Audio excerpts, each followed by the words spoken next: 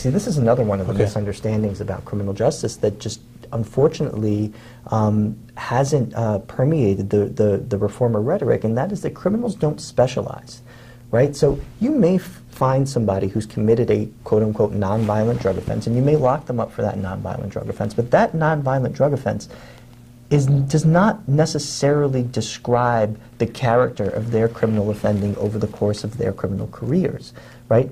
Violent criminals will also commit nonviolent crimes. Oftentimes it's easier to get caught for committing a nonviolent crime. And so the idea that just because someone has been incarcerated primarily for a nonviolent offense, that you can characterize them as fundamentally nonviolent, just doesn't have any real basis in reality. Well, I hope you like that clip. This is going to be, the clip is what this show is about. It's about criminal justice reform. We've all heard there's a bipartisan effort to get folks out of prison. We got too many people in prison. Most of these folks are nonviolent that we're talking about. What's the point? It's a health issue. I think we've heard that. And we're going to hear a different point of view today.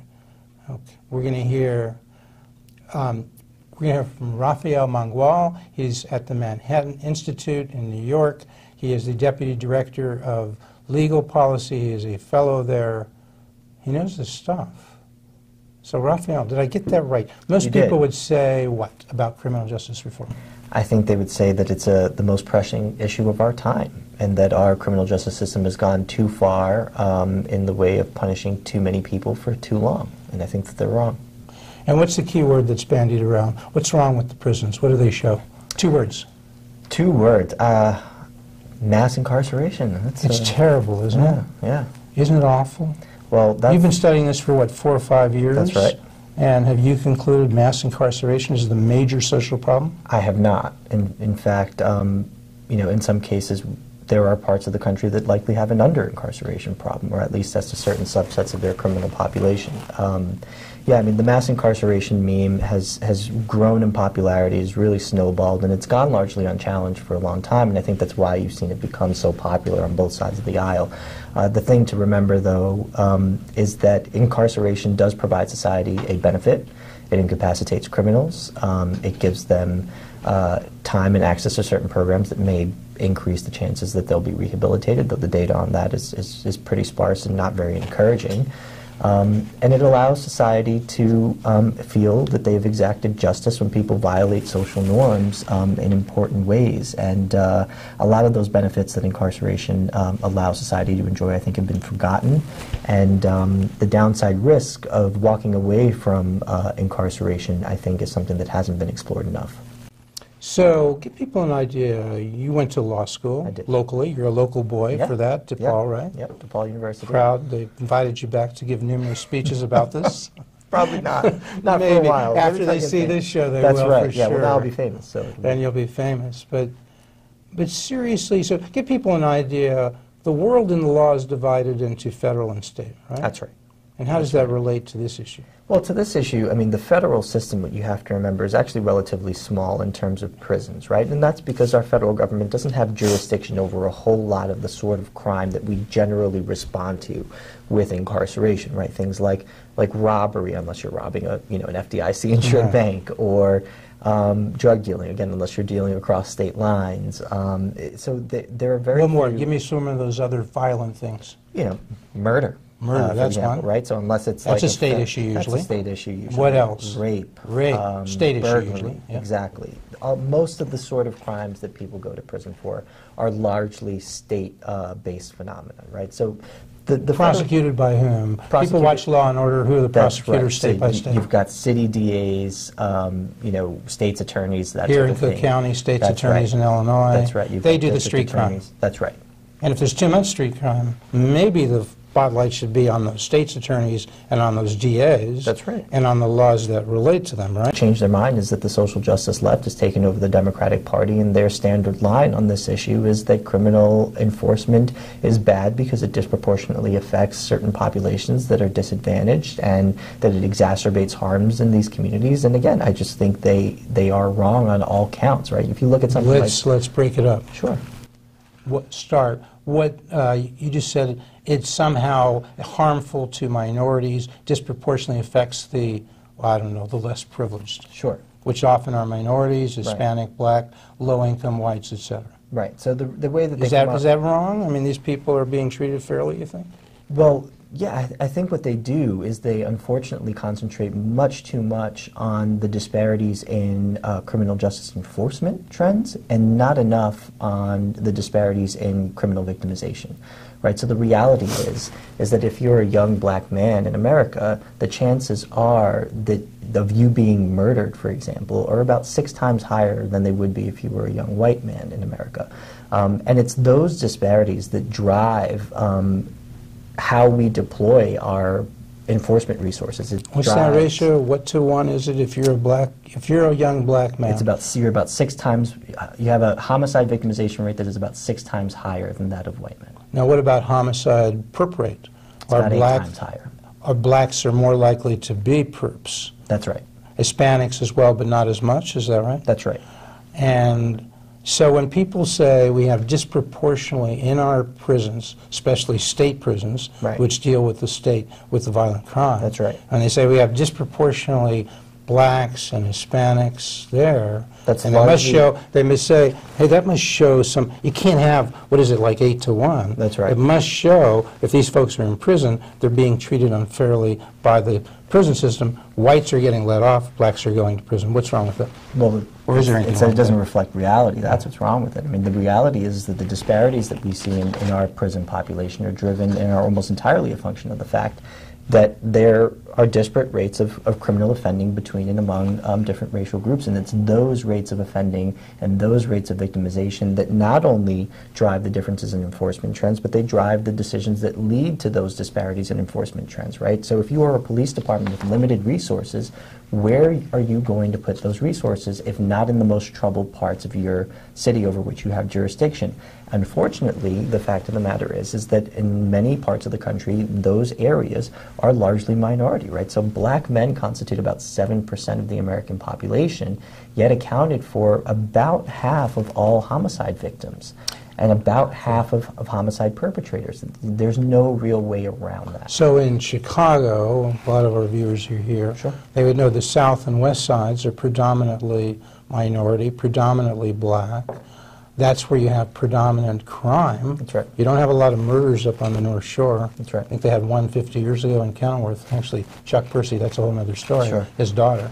But that's not happening. There you get, like on one weekend in Chicago last year, this year the summer was a little better, I think on the south and west sides predominantly, there were like 12, something like 74 shootings and 12 fatalities. That's right. You must have similar situations, perhaps areas in New York, sure, or not as much. They're certainly not as bad as they are in Chicago and New York, but New York does, like many other cities, have its pockets of very high crime areas, like Brownsville, certain parts of the Bronx.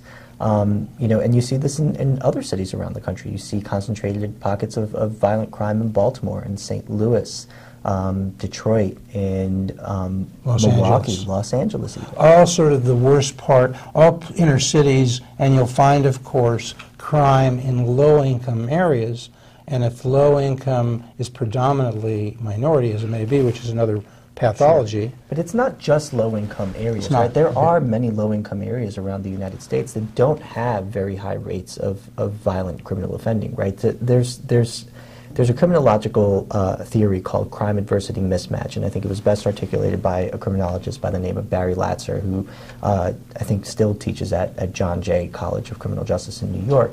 And what he's found is that even when you control for socioeconomic indicators, there are very disparate rates of violent criminal offending between and among certain culturally identifiable groups.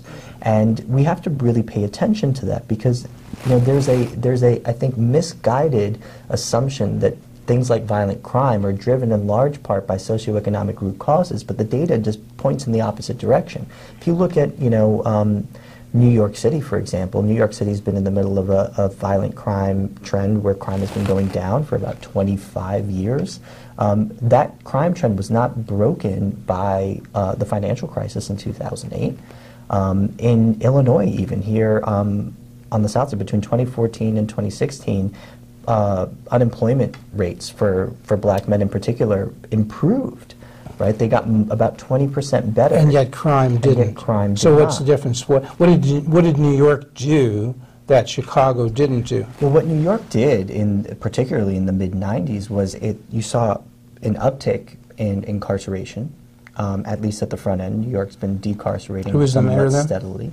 Well, Giuliani oversaw a big he was kind of part noted for that. Sure. And his police chiefs were, who were they? Bratton? Bill Bratton. Kelly? And Ray Kelly. That's Those right. are the big names. Those are the big names, and those guys What was their oversaw- theory? What was the thing called? Well, it wasn't their theory. They were the practitioners of a theory called broken windows, which I would caution you to separate from the debate about incarceration, right? So there's a lot of conflation about what broken windows actually means, and people will tell you, even in criminal justice circles, that broken windows means zero tolerance policing and mass arrests and incarceration for low-level offenses. That's not the case. Broken windows is a theory, and it's a theory that informs certain policing practices and the deployment of certain policing resources.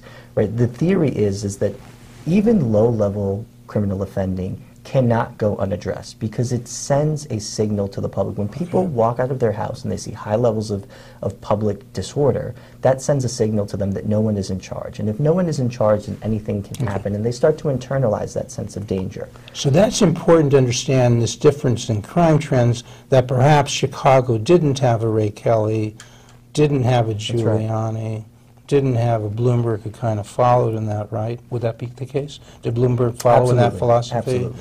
Didn't have a Bratton. And there are other cities that may not. But that, as you say, is different from what you're here to talk about today. Sure. And what was the frustration? What was frustrating those things? What's frustrating is that so much of Chicago's violent crime is driven by repeat offenders that the broader criminal justice system has failed time and again to incapacitate, right? So I'll tell you a quick story. There's in May of this year, there was a woman by the name of Brittany Hill. She's 24 years old. She was holding her one-year-old child in front of, I think it was her home or the father of her child's home. Broad daylight. A car pulled up, opened fire, and she was hit in the torso and died while holding her daughter. Now, they caught the two people who are alleged to have committed this offense, and they've been since charged, and they're in the process of being prosecuted. One of them had 9 prior felony convictions. Felony convictions, not arrests. That's right, Okay. felony convictions. And yet for second-degree was he murder. out on parole? And he was out on parole. Okay. And the other So shooter... some parole officers thought he was now safe, even though he That's had these right. 9 convictions. That's right, including for second-degree murder, mind you. And the other shooter was on probation for a gun offense. Right? So the time and again, when you hear about some of these really terrible crimes on the city's south and west sides, what you invariably find out is that the offenders are also known to police. They are not strangers to the criminal justice So they system. need to be, they're incapacitated longer. They were incapacitated, but not for a long enough time. That's right, if at all. Right? A lot of these people are just getting probation. Okay. Or pre-trial, they're being released on their own recognizance, right? And rather than holding them, because they pose a threat to public safety. So Did you know whether was it clear whether this homicide of this 1-year-old? Well, it wasn't the one-year-old. The 1-year-old survived. survived. Not that it wasn't tragic. Yeah, because as I understood it, reading about it, the 1-year-old was kind of waving at these. That's right. At the perps, and the perps decided to shoot back. Did they do that just for fun, or did they mistake and think these were sort of gang members, and these folks were caught in between? My guess is that the men that she was standing with were the real targets of that. So she was just in the crossfire. In the crossfire, completely innocent. But if these folks had been incapacitated, there'd be no crossfire to be in between. That's right. Elizabeth Warren mischaracterized the system and the degree to which it's driven by nonviolent offense enforcement, right? I mean, Elizabeth Warren told a crowd on the campaign trail at one point, I think it was about 2018, that there were more people locked up on charges for marijuana than for all violent crimes. That's not true. And what would you tell her right there to correct her right on that? What would you say? That the vast majority of people serving time in prison in the United States are there for violent offenses. And you would think there'd be fact checkers. There are fact checkers all the time. They correct Donald Trump like instantly, okay? Right? That's Did right. anybody do that with her? Not to my knowledge. I Did did. CNN do it? Did not sure. MSNBC? Did Fox? Anybody do it? I'm not sure. I couldn't tell you. We'll come back to that. Maybe that's a problem. Yeah. Maybe there should be fact checking of that type. Perhaps. Possibly. perhaps. Okay, go ahead. So the other thing I would tell them is that there is a significant downside risk to policy proposals that involve releasing prisoners en masse, because the data point in one direction, and that direction is that these people are going to pose a danger to their communities, that they're going to reoffend, right? Nationally, 83% of released state prisoners go on to reoffend at least once over the 9 years after their release. That's an incredible number. We have not figured out a scalable way to rehabilitate. 83% within 9 years will reoffend. Are these violent perps who will reoffend violently, or is this more general? It's a mixed bag. See, this is another one of the misunderstandings about criminal justice that just unfortunately hasn't permeated the reformer rhetoric, and that is that criminals don't specialize, right? So you may find somebody who's committed a quote-unquote nonviolent drug offense, and you may lock them up for that nonviolent drug offense, but that nonviolent drug offense does not necessarily describe the character of their criminal offending over the course of their criminal careers, right? Violent criminals will also commit nonviolent crimes. Oftentimes it's easier to get caught for committing a nonviolent crime. And so the idea that just because someone has been incarcerated primarily for a nonviolent offense, that you can characterize them as fundamentally nonviolent, just doesn't have any real basis in reality. So is it a problem in the law? You went to law school. Sure. You know about the classes that deal with evidence. Sure. There are certain things that are admissible and are not. Sure. You know, like if you had a rap sheet and you were arrested for, I don't know, maybe for marijuana possession, for crack 2 or 3 times, you're arrested for robbing, you're arrested for raping, and you're now tried, okay, for rape. Right. And it's not an easy case for sometimes, okay? And if you're the prosecutor and you say, yeah, but Your Honor, he's got this rap sheet. It's not just rape. It's robbing. It's shooting. It's all sorts of violent stuff. And then there's not. Does that get in? Does that get into the trial? It's not admissible evidence of guilt. But after the trial is done, if that person is convicted, that criminal history can most certainly inform is that right? For the sentencing. sentence. For sentencing, all the time. Yes. And does it? Sure. Okay, so the judges look at that and they still sentence, because in state prison, what's your average sentence for violent crimes? So for violent crimes, it depends. So the average sentence for murder, for example, is probably somewhere around 12 years. Whether the average. Whether people actually serve that is a different story. I can tell you that about 20% of people who are in for either murder or rape are out within 5 years. So a lot of them get a reduced sentence. That's right, or getting parole. Or low sentence. Right, or getting parole. They're out. In your view, would you say they were out a little too soon? They're incapacitated, but not quite long enough. I think that's certainly the case for a good number of people, and I think so. That's part of the issue, just the sentencing. Part of the issue. And that's a judge thing. The sentencing and the amount of time actually served of that sentence, right? So there are instances when someone receives a 4-year sentence, but they're out within 6 months. Okay. So the 4-year sentence does us no good in that. You got it. It's really how long they're in prison. That's right. And if you're going to go out and persuade people that maybe we're doing this wrong, some people say we should let 50% of the people out of prison. Yeah, that's an explicit goal of a big chunk of the criminal justice reform movement, and I think that's crazy. How would they defend it? I'm not exactly sure. I think what they'd probably say is that, well, most of these people have been incarcerated for too long or for nonviolent offenses, and they don't actually pose much of a risk, and so we're not really getting much. So we don't really know. They don't give you the numbers? The polling data is really interesting, because if you poll most Americans, they're actually not particularly keen on the idea of lowering sentences for people who've been convicted of violent crimes. They're not. They're not particularly keen on lowering sentences for people who've been convicted of nonviolent crimes, especially if there's a risk that they're going to offend violently after they're released. So some people may intuitively have some sense of what you're talking about, even though they haven't heard a lot of it, because, let's face it, CNN doesn't put you on, do they? I've not been on CNN. No. Have you been on MSNBC? I have not. So like Van Jones is there pitching criminal justice reform. That's right. And Rafael is there. Van Jones says, bring Rafael on, we'll go toe-to-toe. Does that happen? That has not happened. Okay, Van Jones, where are you? Okay, right there. Bring him on. Let's see what you can do, Van. Okay, come on here. We'll do it too, okay? Because this is how we get things right, right? We have the clash of ideas. That's right. Maybe Van Jones is right. Maybe you're right. Let's people hear and decide, right? That's exactly right. It's very John Stuart Mill, right? I mean, the way to truth is to see a bad idea clash. So bail's a big issue. Just mention that here briefly, because I don't know if you're aware of this. You're here in Chicago. Yep. raging debate over the last few months. That's right. Tony Preckwinkle, you may know, the Cook County Board President, ran against the mayor. Candidate, yeah. Chief Judge Evans, the Chief Judge of the Circuit Court of Cook County. Yep. And then you got, on the other hand, Mayor Lightfoot and her police chief, Eddie Johnson, and they've come out at numerous press conferences, and they show the kind of assault weapons and artillery, That's right. war artillery that they would describe assault weapons Sure. that are collected, and that person is arrested, and 6 hours later he's back on the street. That's right. Because Chief Judge Evans says, look, there's a presumption of innocence. Presumption of innocence. Sure. So, yes, he's accused of that, but he's entitled to go out. And so they either have no bail, because we're cashless bail these days, Right. or very low bail, and they're out. Yeah. Yeah. Does no, Chief Judge Evans, you're picking between those two, Lightfoot on the one hand, Preckwinkle and Evans on the other. Who are you going with? Well, God help me, I'd have to go with Lightfoot, although I never thought I'd actually say that out loud. Yeah, look, I mean, there are certainly incapacitation benefits that could be had through pretrial incarceration. I think we're leaving a lot of that proverbial money on the table in cities like Chicago, where you see a lot of these criminals being arrested time and again, despite long criminal histories, who are being let out while their cases are pending. And then what happens is that they go on to commit other offenses and continue to victimize their neighbors and the good law-abiding citizens in the communities in which they live. So that's a part of what you're doing. You got to, I mean, the law says if the person is viewed as dangerous, then you can have a higher bail. That's right.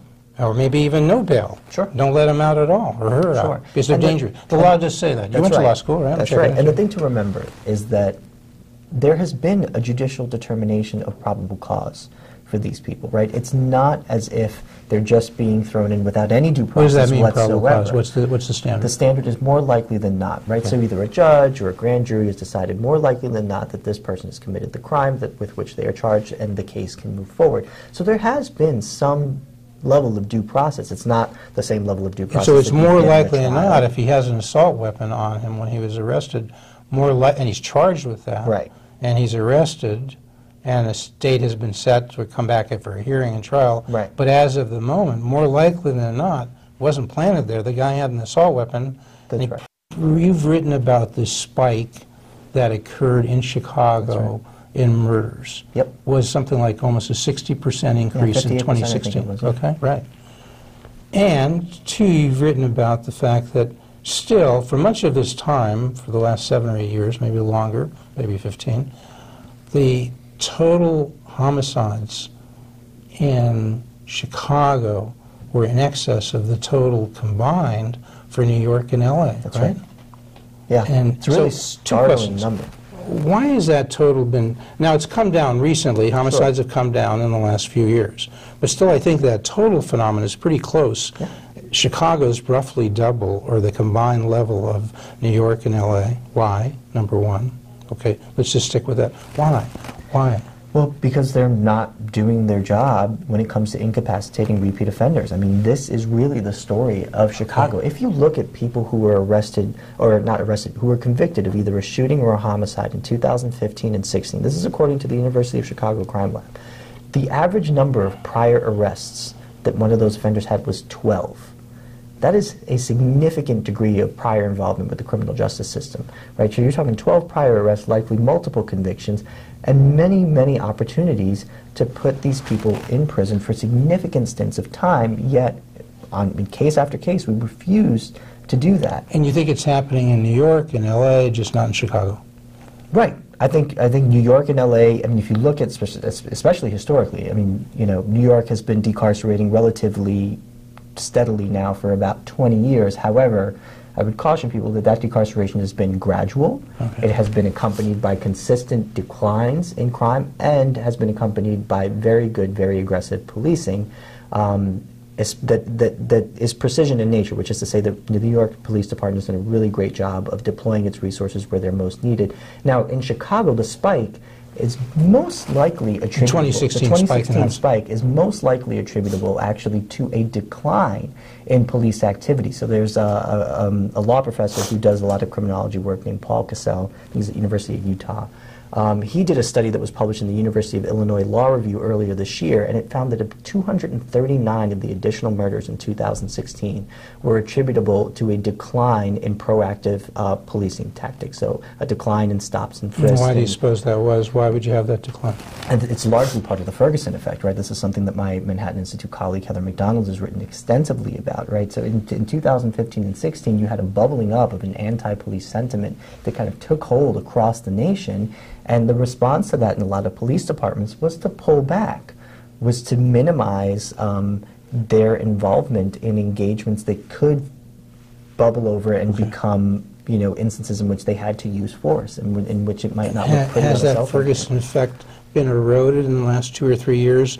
Is that why homicides have come down significantly? Maybe. It's hard to say. In Chicago? It's hard to say, right? Something's happened, but you're not sure what. Right, right. I mean, they've certainly come down. Now, they're not down below where they were in 2014. Right. Right? So they're still closer, much closer, but they're still above. They're still elevated. There's still way too many. They're still not as good in effect as L.A. and New York. That's right. But they're doing better over the last few years. That's right. So But it's hard to say exactly why that is. There probably are 5 or 6 people at CNN, another 5 or 6 at MSNBC, and these days it's probably a few at Fox, who would be like Van Jones. They would say, we need to get these folks out of prison. Yeah.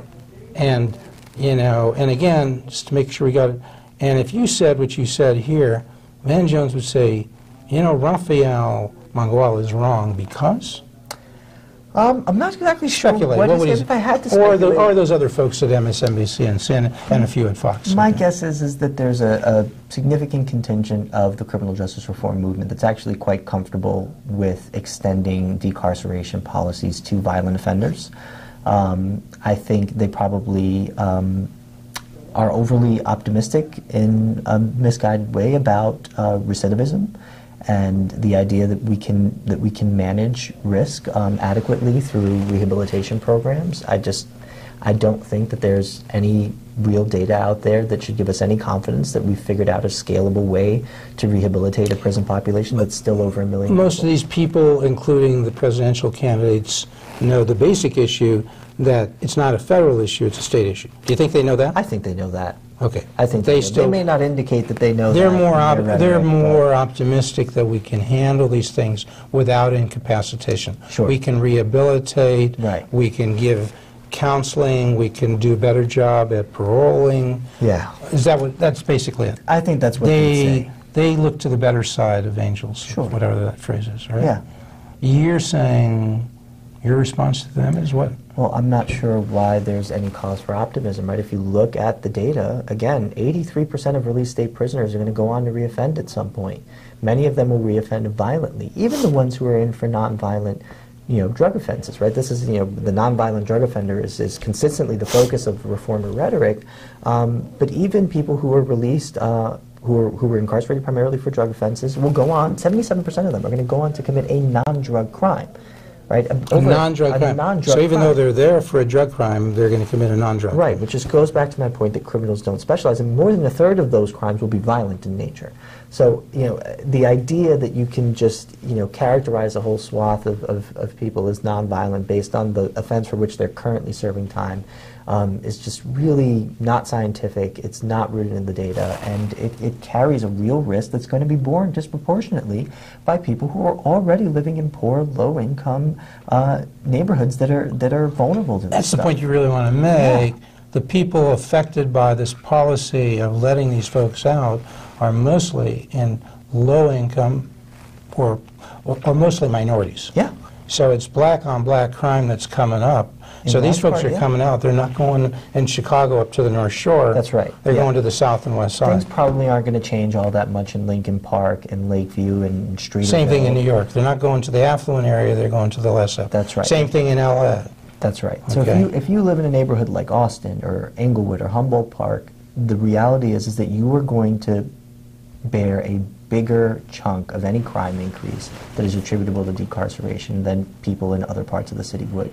And that's who we should have in mind when we're having this policy debate. Okay, so you come back, and you come back every week to Public Affairs. Public Affairs very much thanks Residco, our sole corporate underwriter, for helping to make the production of this show possible.